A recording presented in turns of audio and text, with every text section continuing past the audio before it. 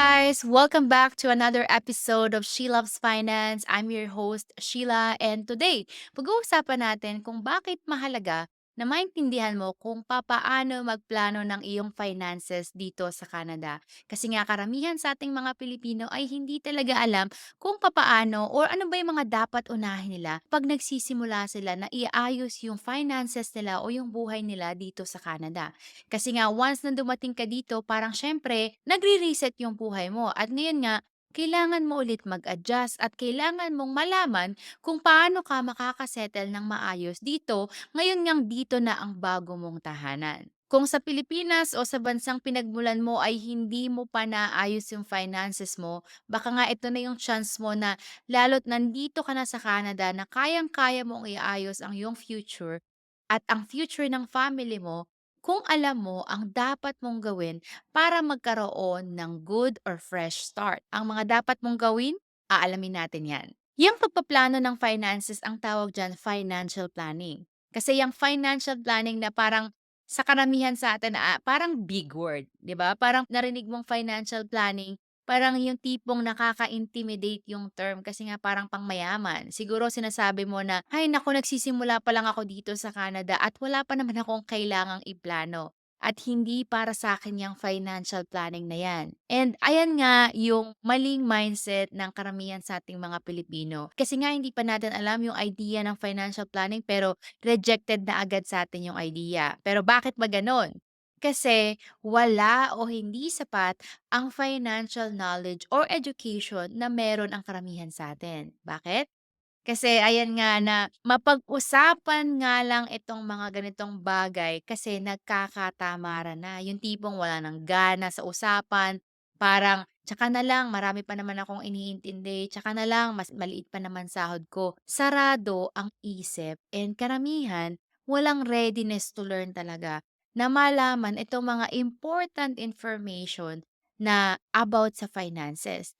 Ito yung mga karamihang attitude nating mga Pilipino when it comes to topic ng finance. Kaya I hope in this episode maipaliwanag ko sa inyo kung ano ba yung financial planning and bakit ba mahalaga na gawin natin ng tama ito dito sa Canada. Kasi pagdating sa financial planning, may tinatawag tayong order of prioritization or sa madaling salita, nitong step-by-step process at itong process na ito ay dapat hindi mo ini-skip ang bawat level. Kasi may mga orders yan eh. And this order can be broken down into 4 steps. Number 1, protection. Debt management, number 2. And then saving, then investing. So think of your finances as a house. Let's start with the foundation of your financial house. And yung first step talaga dun sa list na yun is protection. Protecting what you earn, protecting what you own, what you owe, and those you love. Okay? Because kung wala kang proper protections, all your efforts toward financial growth could be wiped out in an instant. So ano ba yung mga protection na dapat mong i-consider dito sa Canada? Unang-una, syempre, life insurance. Okay? Lalo na kung ikaw ay breadwinner o may anak ka, may mga anak ka, ano ang mangyayari sa kanila kung mawawala ang financial support na binibigay mo? Think about that. Kasi having insurance gives you and your family peace of mind na even if something happens to you and you pass away and your income is lost, your family will be able to handle the devastating impact of your unexpected passing. Diba? By doing this, makakapag-focus sila sa grieving process. And they won't have to worry about where to find money for your funeral or paano ba i-cover yung mga expenses after you're gone. Pati yung mga responsibilities na iniwan mo sa asawa mo or sa pamilya mo. Instead of leaving them with good memories or a meaningful legacy without protection, you could leave them with hardship and the burden of responsibilities that you didn't plan for. So, getting a financial protection for your family is another way of showing that you truly care for them na you still want to provide kahit wala ka na, kahit hindi mo sila nakakasama, hindi mo pa rin sila pinabayaan na maging kawawa. And pangalawa ngang proteksyon na importante na kunin mo dito sa Canada ay ang critical illness o ang iyong health fund, okay? Kasi very important na meron ka niyan dito kasi lalo na batang-bata ka pa at wala kang sakit. Dahil mas mahirap na ma-approve ng critical illness kesa life insurance. Ang critical illness nga ay tinatawag na living benefit. Okay?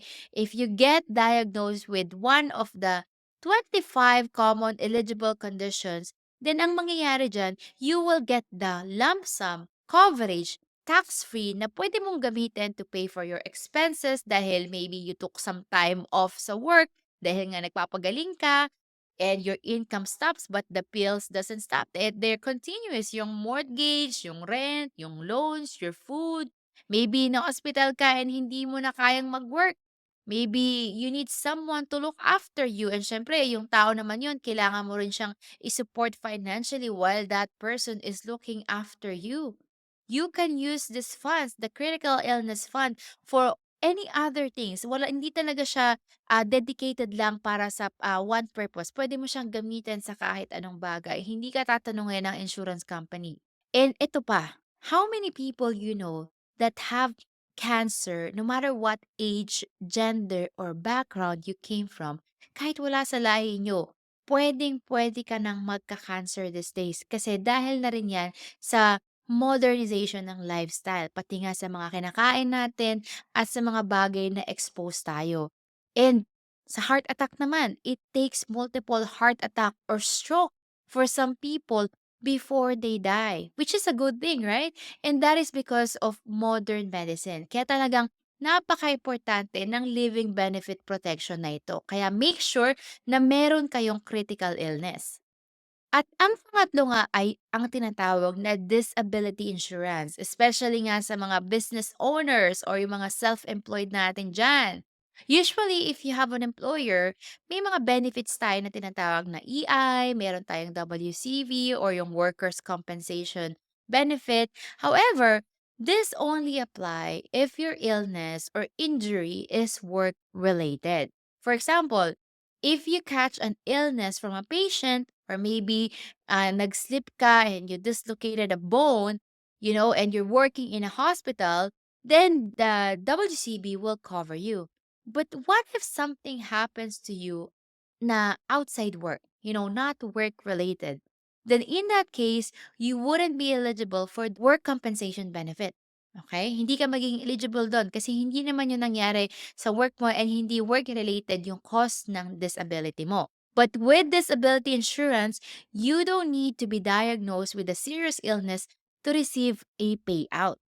You just need to be unable to perform your current job. Ang disability talaga is it gives you monthly benefit that literally replaces your monthly income. Kasi ang pinagkaibahan yan sa critical illness, yung critical illness is a one-time lump sum payment.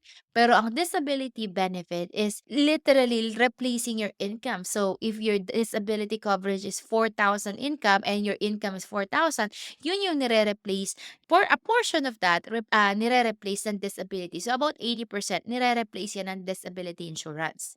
And disability insurance is particularly important for those without employer-provided protection. Yan ngayon sa mga business owners, pati nga sa mga self-employed. If you wanna protect your monthly income in case of an accident or sickness, then you should get a disability insurance.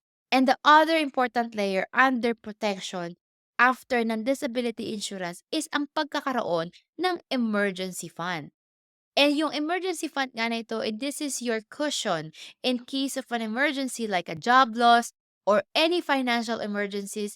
And ang kailangan mong ilagay dito is at least 3 to 6 months of your monthly income. So let's say you're making $4,000 a month. Then your goal na ilagay mo dito sa emergency fund na to is 3 to 6 months. So lumalabas na 12,000 to 24,000 ang dapat na meron ka dito sa emergency fund na ito. And yung emergency fund na yan, you should put this fund in a TFSA inside a high interest savings account or money market or anything conservative fund Because hindi naman puwedeng kailangan mo na yung pera dahil may emergency ka nga, dahil ininvest mo yung pera mo na nasa risky portfolio. Ngayon, paano 'pag bagsak yung market and you need the money right now? You don't wanna do that. You don't wanna withdraw, your money at a loss because if you do that, talagang that's how you will guarantee to lose money in the stock market. So don't invest your emergency funds. Just save it. Save it in a guaranteed account and allow this money to be ready for you 'pag kailangan mo na talaga yung pera. Kasi maganda naman na kahit papaano, medyo lumalaki siya, pero at least hindi siya nababawasan. And pangalawa nga sa protection ay pumunta naman tayo sa susunod na level ng financial planning. At yan nga ay ang tinatawag na debt management. Kasi once na meron ka ng proper protection, yan talaga yung next priority mo, eh, yung pagre-manage at pagre-reduce ng debt. Lalo na kung meron kang naglalakihang high interest debts like credit cards, car loans, personal loans, baka may mga line of credits ka pa diyan, umpisahan mong bayaran yung mga credit cards mo. Pay it in full instead of just paying the minimum because kahit nagbabayad ka na ng minimum, kailangan mo pa rin bayaran yung 20 to 25% na annual interest rate na meron yung credit card na yan. So kung mababa yung interest ng line of credit mo or nung personal line mo at personal loan mo at meron kang mga ganito, then you should pay your credit card using these resources. Tas ang babayaran mo na lang ng paunti-unti is itong line of credit nga at personal loan na merong mas maliit na interest. Para in that case, mas maliit yung interest na binabayaran mo. Another way is to consider consolidating your debts or pagsamahin mo lahat ng utang mo into a single loan with a lower interest rate para mas madali mong matrack yung pagbabayad ng utang mo tsaka para mas mababa na rin yung babayaran mong interest payments. Kung nag invest ka pero may mga naglalakihan ka namang balance dito sa credit card mo, then you should stop that and prioritize paying your debts first. Ang dapat gawin mo kada paycheck, make sure you allocate a chunk of your paycheck to go towards your debts because reducing your debts not only feels good but inu-improve mo din yung credit score mo, which is talagang very important dito sa Canada. Kaya dapat kailangan mong alagaan yung credit score mo kasi magagamit mo yan if you're planning to buy a house or car in the future. And kung wala ka na nga masyadong utang, then ibig sabihin yan, mas marami ka ng resources na pwedeng i-allocate sa iyong savings and investments. So once na okay na yung protection, once na may emergency fund ka na, at once na manage na rin yung debt situation mo, ayan, pwede ka nang mag-focus sa saving and investing. And number one tip is make sure to automate everything para after paycheck, diretso na agad yung mga contribution mo dyan sa mga savings and investment accounts mo para yung pera mo hindi mo na mamalayan na lumalaki na pala at hindi mo na mamalayan na naglalagay ka dyan sa mga accounts na yan. Ang tawag dyan is paying yourself first. Yan yung concept ng paying yourself first. Ang una mong gawin after mo makuha yung sweldo mo is ilagay ang pera na yan for your future. Paying yourself first. Paying yourself for the future. Ang unang dapat mong gawin ay alamin yung goals mo.